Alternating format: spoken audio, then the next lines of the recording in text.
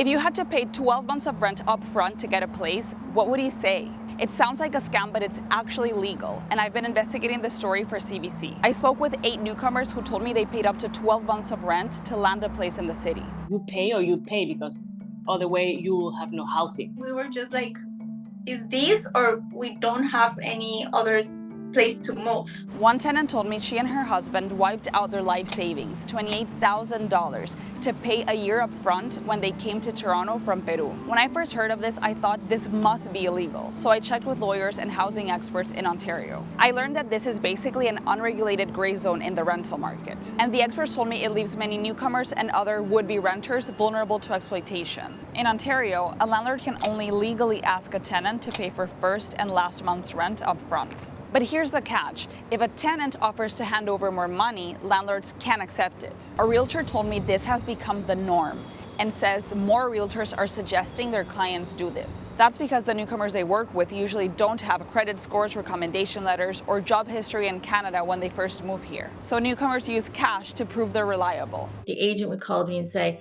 how about we offer you a year's rent in advance? Because we know that he doesn't have a credit score. It's hard for you to say no to a check that's coming across the table for $60,000, right? So the realtors also have an incentive here. They get 1 month's rent in commission if they close the deal. Now, they don't get more commission if they convince their clients to pay more months up front. But doing so puts their clients in a better position to win a rental bidding war.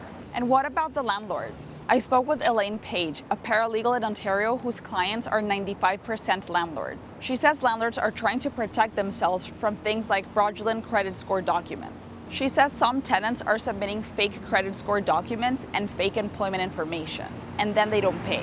Just recently, Paige says she represented a landlord whose tenant owed them $88,000. I also spoke to a company that represents major rental operators in Ontario. They told me that their members don't ask for more rent up front. I believe the larger the rental operator that you're dealing with, the less likely that this would be a requirement. But a tenants union in Toronto told me their hotline receives about 40 calls a day. They're from people complaining about illegal tactics from both corporate and private landlords, including asking for multiple months of rent up front. Newcomers have been paying for multiple months of rent up front to secure housing for years. That's according to Paige. What's happened in the last couple of years is it's now extended to everybody else. Even to people like Austin Metcalf. His job?